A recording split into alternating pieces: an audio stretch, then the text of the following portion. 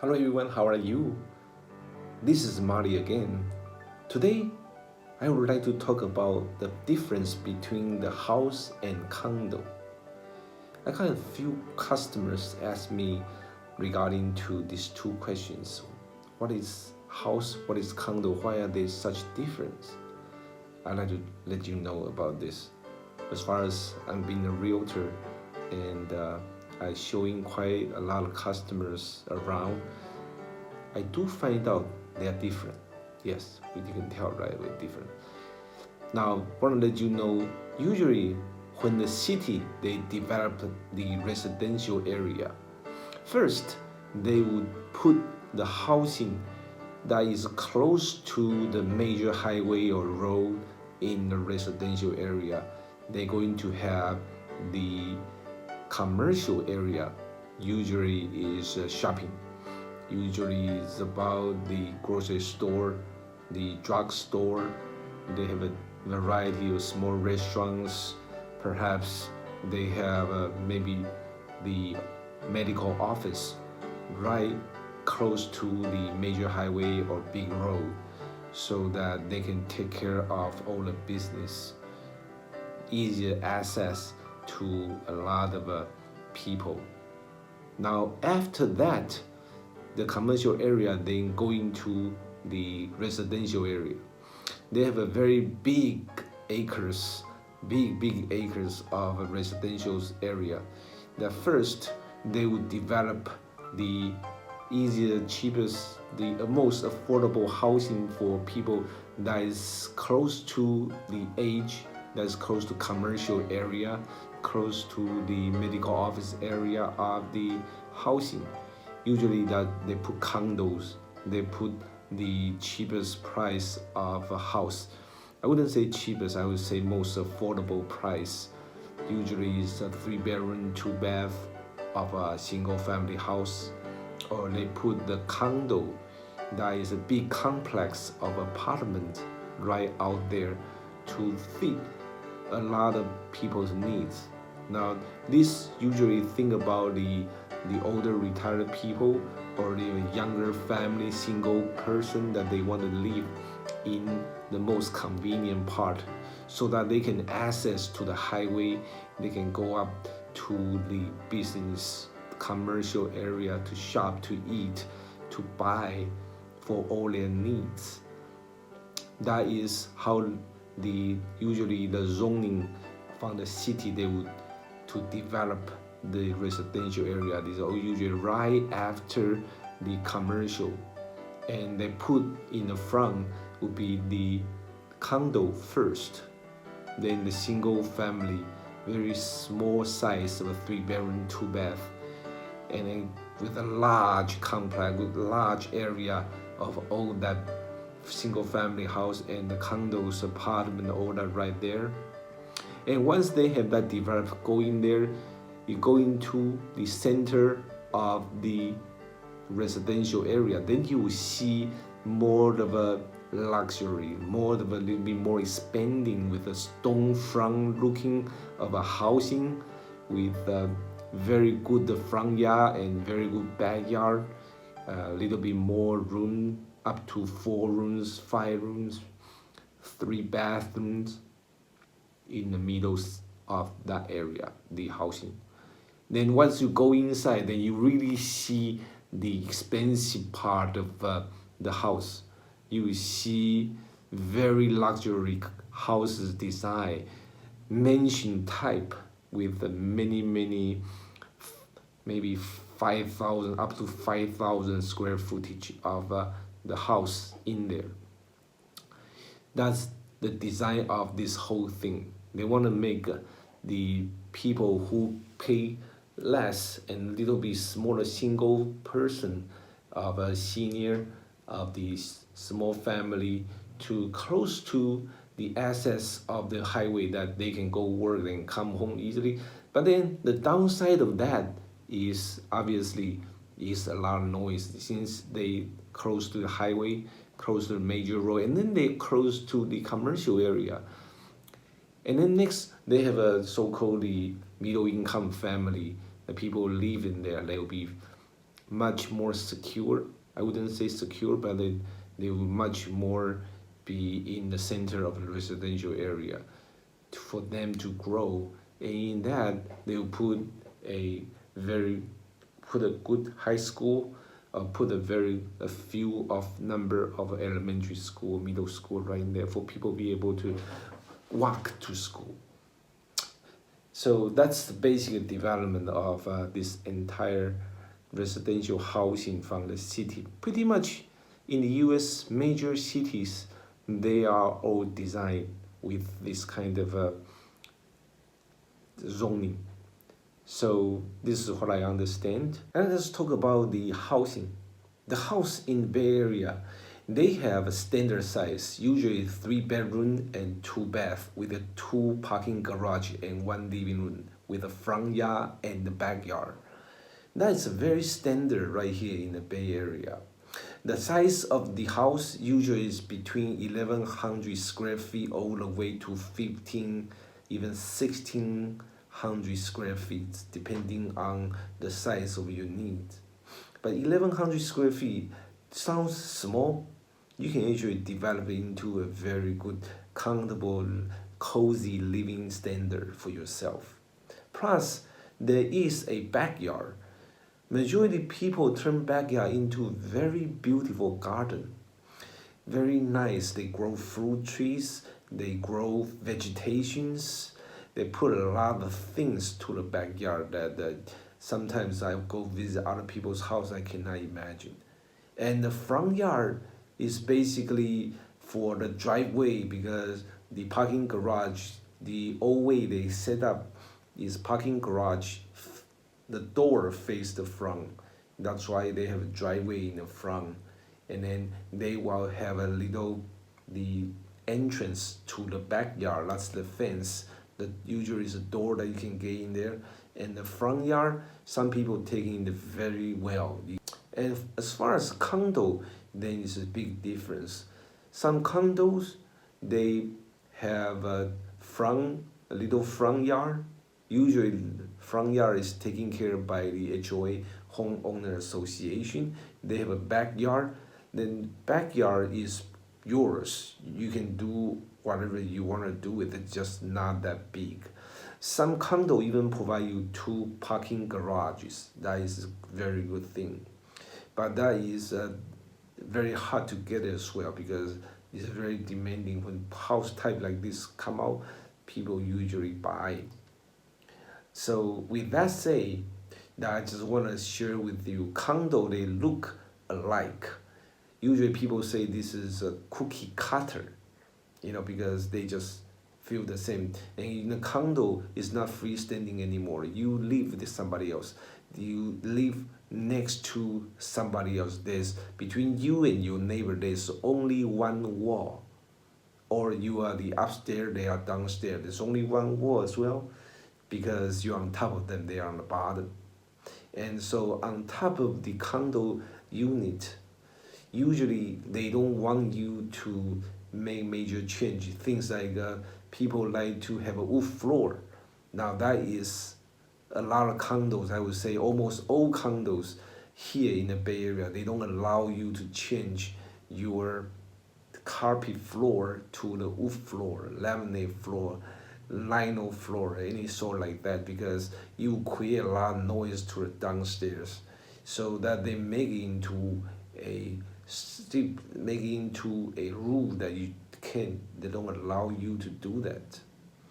That is something that the people living at upstairs, they just have to live with it because you can't do much about it. And then as far as inside, renovation, you can do a lot of it. Even though they are 4 walls is yours, you can do some change. Let's say you can renovate the kitchen, buy new cabinets, buy new kitchen appliances, buy the new oven, new refrigerator. As far as renovation goes, you can tear down the drywall and put on the new drywall, maybe more insulation if you want to. But you want to do major change your room size, combine 2 bedroom to one, and combine the restroom and one to the bathroom. That is not allowed. So they don't really have a lot of change. Usually people, before they leave, they just paint the wall, make it look fresh and new. And so that's the difference between the condo and the house as far as between the four walls goes. Let's talk about the complex for the condo. For a condo, since they are in the complex, they are community, they have a lot of amenities. Swimming pool, they have a clubhouse, they have a different kind of variety things that they have and also they have a barbecue, they have a shared parking space, they have a shared community driveway. They have a lot of things that they need to share because everybody is so condensed in that one local area. So therefore, they will have to pay something called homeowner association fee. Those fees are just to pay for so that the association can manage the things of everything that is shared use. That's landscaping, that is a roadway, that is a roof for every single building, that is the wall painting for every single building. They sometimes cover the hot water, cold water, sometimes cover the garbage, those kind of things. So if you have better, bigger complex, obvious your shared homeowner association fee will be much less. If you have a smaller size, obviously it's gonna get higher. And also now I notice that while I showing the customer, they will have a senior homeowner association in the condo. They have a 24-hour security. They have a very good driving condition of a big community for senior 55 years old and older. You gotta have those kind of things to be in there. And the housing is relatively better price, but they need to have a 55 years old age of people to live in there for one of the requirements for you to purchase the condo. And that during my showing, I show a few customers there. I find out that is very good. They're taking care very well, 24 hours security to keep you safe and warm. And I highly recommend people to buy the house, the condo in that way. And they have quite a lot of shared things. They have events showing in the community center. They will have a clubhouse, swimming pool. They have a tennis court, even right next to the golf course. So it's a very good retirement place for age 55 years old to live in there. I'm not there yet, so I just go there to check around, and it was quite fascinating just to look around the places. And for a house, now you don't have that kind of luxury because you're just by yourself. There is some kind of community housing that for a house you still need to pay HOA fee, but much less because they take care of the HOA fee of everyone use. Because you're in a big community, you also share the roadway, you also share the landscaping entrance that need to be taken care of. Maybe sometimes they also have security, you need to pay for that as well. But within your own parameters, let's say you have your front yard, backyard, you are the one taking care of that. You want to do major change, please inform your HOA to let them know. Even though you are a single family home, you are freestanding building, but then you still need to take care of that. You need to let them know, inform them, get an approval before you can do major change. Some people want to change the grass to they want to change to the fake grass. They want to change that to a better looking of the front yard. Sometimes that requires approval as well. But inside your four walls, you can do just about anything you want to do. That's the big difference between that. The backyard, I do see a lot of people have a very beautiful backyard. I was invited one time to see their backyard. They make it into a long winding road, and on the both concrete road, they was build little tree here, little fruit trees, grow little vegetation that you can just basically walk in and take a little fruit and eat it. That's a very beautiful thing that we have right here in the Bay Area. For a lot of people, they love to do that. The thing is, living in a condo, you need to pay HOA fee. That fee, depending on the large size of the complex, sometimes you pay more, and then if they want to raise the HOA fee, obviously they cannot just say, we want to raise it because this and that. They cannot just do that. They wanted to raise it, they want to have a meeting for the homeowner association. That means the entire family, entire people, entire complex, the people living there, they will have to hold a meeting to go through what is going on. Maybe the roof getting too old, or some part of the road got damaged in the complex, or maybe the electricity pole got destroyed by lightning disaster or earthquake, some sort, or the flood, some sort like that, that they will need to raise the fee in order to fix those damages, those kind of thing, or the renovation for roofing. That is 20 years, every 20 years they need to do it. And right here in the Bay Area, this happen all the time. Usually it's called assessment meeting. That if they want to raise, it will call special assessment to hold everyone in the complex to come out to have a meeting to talk about the reason why, and then how can they locate a very good vendor with the best price, find the best quote that everyone can agree with, how much it will be the raise for the HOA fee. That is something that goes to very deep. They cannot just say, we will raise your money for complex based on the HOA fee, that a lot of swimming pool is getting damaged, need a regular cleaning, all those things. They cannot just do that. So that with that is quite many things. And for the house, then you don't have this kind of problem. The house usually in the Bay Area is not in the community anymore. It's based on by their own. You know, living in a single house, the housing will be by your own. You don't need to pay your HOA fee. You don't need to get someone's approval before you renovate your house or do construction right in the front yard or in the backyard. You need to go to city to apply for everything larger than $500 some repair. Then you need to get a permit in order for you to be able to fix something there.